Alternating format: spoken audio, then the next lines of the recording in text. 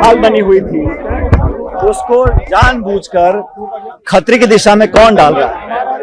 और कोर्ट का जो हाल ही में वक्तव्य आया है उसमें सरकार की बात को माना गया कि पर्वत की जो ऊंचाई है वो 100 मीटर मान ली जाए।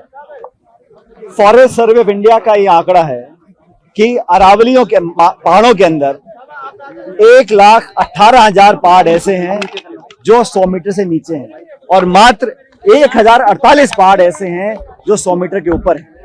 मतलब 90% से ज्यादा जो अरावली का क्षेत्र है वो परिभाषा से बाहर हो जाएगा, वो सुरक्षित हो जाएगा। अब सरकार बोल रही है कि हम बिना परमिशन के इजाजत नहीं देंगे।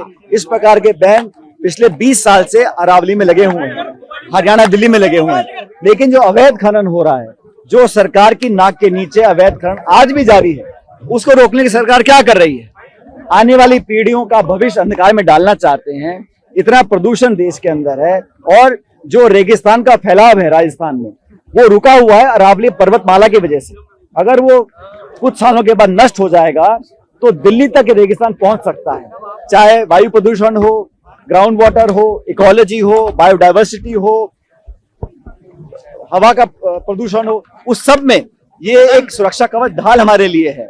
और मुझे लगता है कि सरकार या तो विवश है या मजबूर है या नियत में कोई कमी है कि बार बार क्लैरिफिकेशन दे रहे हैं, स्पष्टीकरण कर रहे हैं, लेकिन अभी तक इस मामले को सुलझाने के लिए सुप्रीम कोर्ट सरकार नहीं गई है ताकि परिभाषा को दोबारा से प्रस्तुत किया जाए।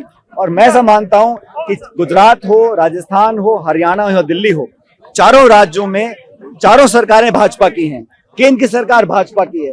तो ये डबल इंजन नहीं है, 4 इंजन है और सारे इंजन लगातार दौड़ रहे हैं कि कैसे अरावली पर्वत को नष्ट किया जाए। तो पूरा देश, इसमें राजनीति का कोई चर्चा नहीं है, लेकिन अलग अलग सामाजिक संगठन, नौजवान, हम सब लोग कांग्रेस पार्टी के, आज NSUI राजस्थान ने यहाँ प्रदर्शन किया है, कल अलवर में प्रदेश कांग्रेस कमेटी का प्रदर्शन है, अलग अलग जिलों में, अलग अलग राज्यों में हम सब लोग चर्चा करें कि कैसे सरकार पे दबाव बनाया जाए और अरावली पर्वतमाला को जो इतना फ्रेजाइल है। और भारत सरकार ने अंतर्राष्ट्रीय यूनाइटेड नेशंस में कहा कि अरावली पर्वत से हमारा ग्राउंड वाटर रिचार्ज होता है, हमें खेती के लिए पानी मिलता है, मानसून हमारा बेहतर रहता है, एयर पोल्यूशन में बचाव आता है। तो एक हेरिटेज साइट है, 2000 सालों से ज्यादा ये पर्वतमाला रही है। मुझे और हम सब जो आजकल खासकर नौजवान पीढ़ी है वो आशावान है कि जनता का दबाव काम आएगा और सरकार दोबारा सुप्रीम कोर्ट जाकर इस मामले को सुलझाएगी। साथ ही साथ जो खनन चल रहा है, अवैध खनन, उस पर सिर्फ रोक लगाना है, घोषणा करना नाकाफी रहेगा। सरकार को कदम उठाने चाहिए। जो लोग भ्रष्टाचार में लिप्त हैं, चाहे वो अधिकारी हों या कोई बड़े लोग भी हों, उसके खिलाफ कार्रवाई करें ताकि लोगों में विश्वास मन में जागे कि सरकार हमसे धोखा नहीं करेगी।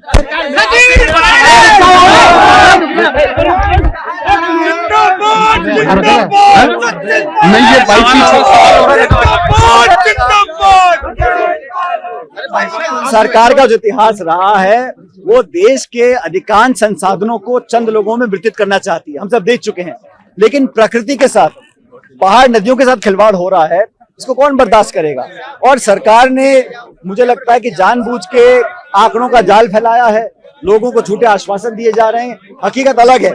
अगर कोई भी चाहे जाकर देख सकता है, अनेक पहाड़ों पे आज भी अवैध खनन चल रहा है। उसको रोकने के लिए सरकारें क्या करें बताना चाहिए। भाजपा सरकार एक पेड़ मां के नाम लगाती है, सरकार एक पेड़ मां के नाम लगाती है, सरकार वो एक तरफ अरावली को काटने की बात कर रहे हैं।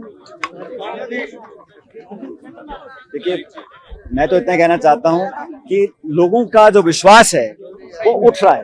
आप किसी भी आम नागरिक से पूछ लीजिए, उसकी कोई विचारधारा हो, कोई धर्म जाति हो, किसी वर्ग से आता हो, कोई भी व्यक्ति नहीं चाहेगा कि प्रकृति से खिलवाड़ हो। और अरावली पर्वतों का जो लगातार नष्ट करने की तरफ हम लोग बढ़ रहे हैं, उसको रोकने के लिए सरकार के कदम नाकाफी हैं। ये प्रत्येक नागरिक इस बात को मानता है। इसलिए हमारा निवेदन है कि केंद्र सरकार को दोबारा सुप्रीम कोर्ट जाना चाहिए, परिभाषा को विस्तृत करना चाहिए। और जिस श्रीमान मर्फी के नाम की ये रिपोर्ट बन रही है, वो विदेशी, आज परिस्थिति क्या है, 1968 में क्या थी, अब तक कितने पहाड़ खोदे जा चुके हैं। और बर्फी की रिपोर्ट में भी 3 अलग अलग बिंदु थे। सरकार ने चतुराई से सिर्फ एक बिंदु को उठाया है, 100 मीटर वाले बिंदु को, और उसका जो 3% से ज्यादा स्लोप है उसको इंक्लूड नहीं किया गया।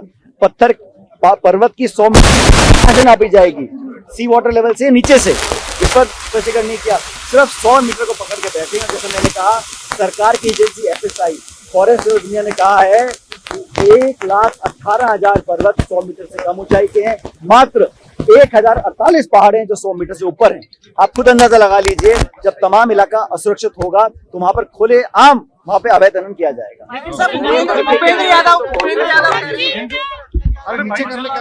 ये तो सरकार हमेशा बोलती है, नेहरू जी ने ऐसा किया, इंदिरा जी ने ऐसा किया, मनमोहन सिंह ने ऐसा किया। 11 साल से सरकार भाजपा के केंद्र में, आपने क्या किया है? आपकी सरकार प्रदेश राजस्थान में, हरियाणा, दिल्ली में है, आप लोग क्या कर रहे हैं?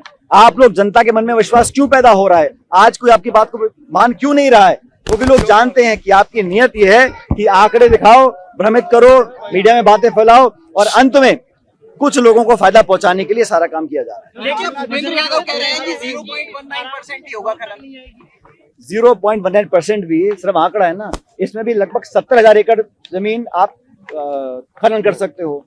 और जब भाई आप बैन लगा रहे हो खनन पर, लेकिन अवैध खनन का क्या होगा? अवैध खनन तो चल ही रहा है ना भाई। खनन पर बैन लग सकता है, लेकिन अवैध खनन का क्या होगा? उसको सुप्रीम कोर्ट की मॉनिटरिंग हो रही है, बावजूद उसके लगातार यहाँ पर खनन हो रहा है। और आप सिर्फ 0.19 की बात कर रहे हो। मैंने भी बताया आपको, जब ऊंचाई नापी जाएगी तो 90% जो पहाड़ है वो 100 मीटर से नीचे हैं, और 2 पहाड़ों के बीच में जो जगह है 500 मीटर का अगर गैप नहीं दिया गया, उसको भी खोद डालेंगे। और रोक कौन रहा है इसको? सरकार ने पिछले 2 साल से, राजस्थान सरकार बीजेपी की है, रोकने के लिए क्या कदम उठाए हैं? जनता क्यों विश्वास करे? और नौजवानों में अब बहुत भरोसा कम रह गया है और पेशेंस कम रह गया है। लेकिन आज हम सब गांधीवादी तरीके से मार्च कर रहे हैं, अलग अलग जिलों में कार्यक्रम हो रहे हैं। आज जयपुर में है, कल अलवर में है, हमारी मीटिंग होगी कार्य समिति की, कल और निर्णय लिए जाएंगे। लेकिन पूरा समाज जाति वर्ग से ऊपर उठकर, विचारधारा से ऊपर उठकर इस मुहिम से जुड़े हुए हैं।